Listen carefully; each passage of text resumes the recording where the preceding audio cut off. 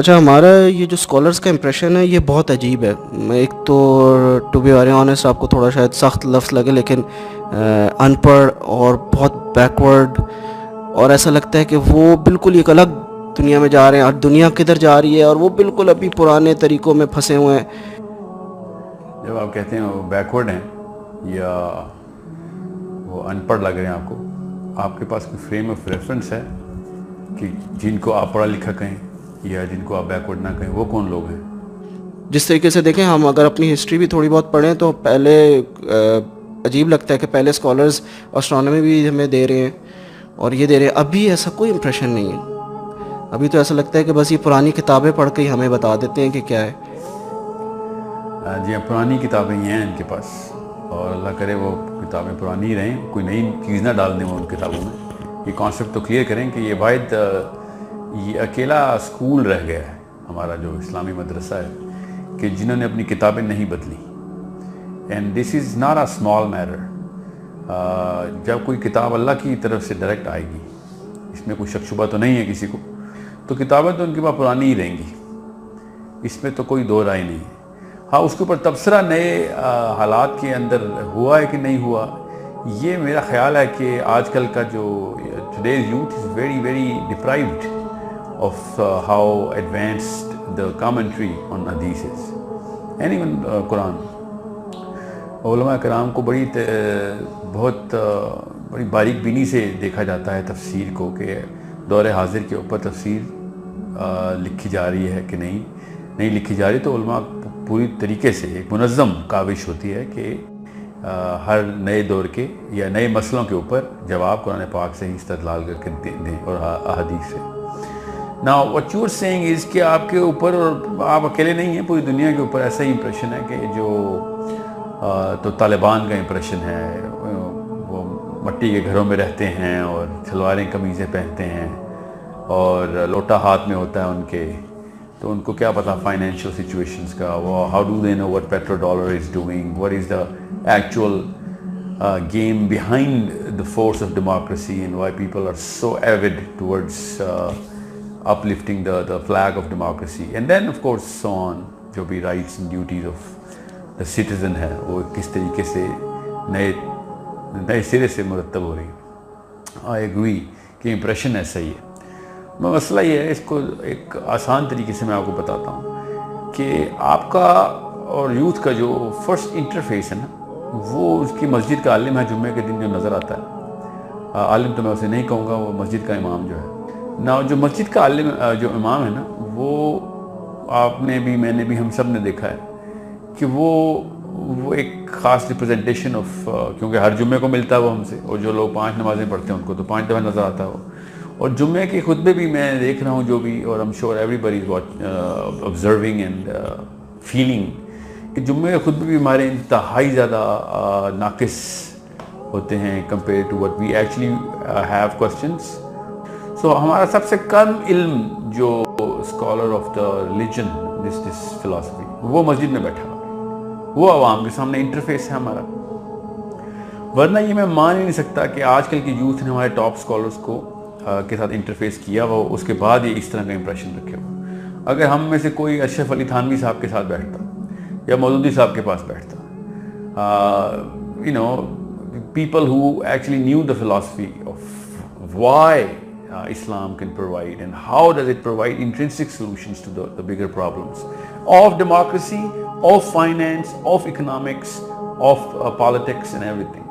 So when you're going to meet the big names جو کہ پوری طریقے سے اثر انداز ہوتے ہیں قوم کے اوپر، سوچ کے اوپر، تو آپ کو پتہ چل جائے گا جس طریقے سے کارل مارکس آپ کے اوپر اس وقت پوری طریقے سے ایگزرٹڈ ہے، اور اسی طریقے سے اشرف علی تھانوی اور مودودی بھی ہیں. ڈاکٹر اسرار کا بھی بہت اثر ہے، مولانا اسحاق کا بہت اثر ہے آپ کے اوپر. You do not know because a lot of things change, people start correcting consciously and subconsciously. کون سے لوگ جو کہ مسجدوں میں بیٹھے ہوئے ہیں، وہ آپ کا انٹرفیس ہے. وہ اگر مسجد میں نہیں ہے تو کہیں ایسی جگہ پہ ہیں جہاں پہ وہ ایسی چیزیں پبلش کر لیتے ہیں جن کے اوپر اثر ہوتا ہے، جن سے قوم کے اوپر اثر آتا ہے.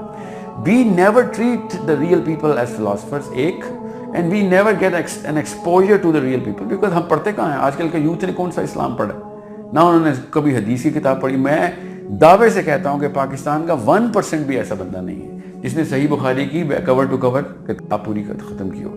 قرآن پاک کو عربی میں ایک دفعہ وہ مولوی صاحب کے ساتھ گزار لیتا ہے عربی میں, چوری سے یا پوری طریقے سے, ایک لفظ سمجھ نہیں آتا اس کو کہ قرآن پاک میں کیا, اس کو ترجمے کی تو کوئی سینس ہی نہیں ہے. سو یہ بات کہہ دینا کہ وہ بیکورڈ ہیں, یہ انٹلیکچول ڈپریشن ہے ایک انسان کی, کہ ان کے رہن سہن کے اوپر یا ان کی اپیرنس کے اوپر ججمنٹ پاس کی جا رہی ہے. So if any thing backward تو وہ لوگ ہیں کہ جن کے پاس بڑے بڑے محل ہیں اور ان کے اندر فلسفی کی سینس نہیں ہے, جن کے پاس فراريز ہیں مگر ان کو یہ نہیں پتا کہ اینڈ آف ہیومینٹی کس طرح, ہیومینٹی کو کس طرف لے کے جا رہے ہیں. دا بگیسٹ پرابلمس, بگر نہیں, the biggest problems on the planet are caused by those forward people.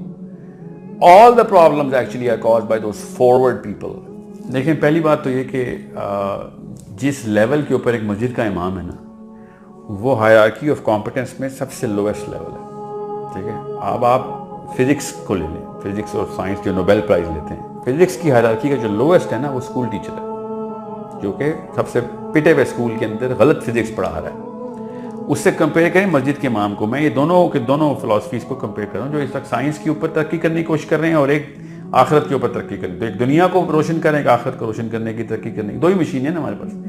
اب آپ کہہ رہے ہیں کہ جو ہمارا آپ کا جو دین کا جو نظام ہے اس کا جو لویسٹ کامن ڈینامینیٹر ہے نا, جو مسجد کا امام ہے, وہ تو انتہائی ان اپیلنگ ہے اور انکمپیٹنٹ ہے. بالکل صحیح کہا آپ نے, بالکل انکمپیٹنٹ ہے, وہ کوئی شک ہی نہیں.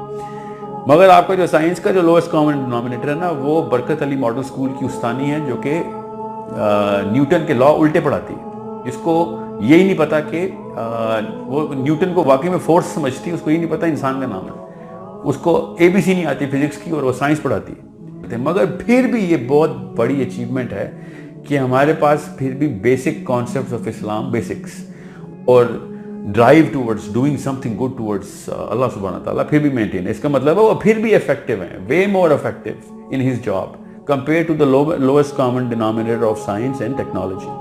اب آپ کو میں اس لیے بتا رہا ہوں کہ آپ لویسٹ کامن ڈینامینیٹر کو مت دیکھیں, آپ ہائیسٹ کامن ڈینامینیٹر کو دیکھیں کہ جو اس شعبے کی پیک پہ, میں نے ان کے 3-4 کے نام لیے, اس طرح کے سینکڑوں ہیں. کیا ان کی ساری کاوشیں اگر کامیاب ہو جائیں اس دائیں ہاتھ والوں کی, جو میں اس وقت دائیں ہاتھ, سائنس اینڈ ٹیکنالوجی, ان کے سارے نوبیل پرائز ونرز کے بس میں سب کچھ آ جائے اور وہ سب کچھ کر بیٹھے, تو کیا میرا اور آپ کا کوئی آخرت کا نظام درست ہو جائے گا؟ I don't really think so.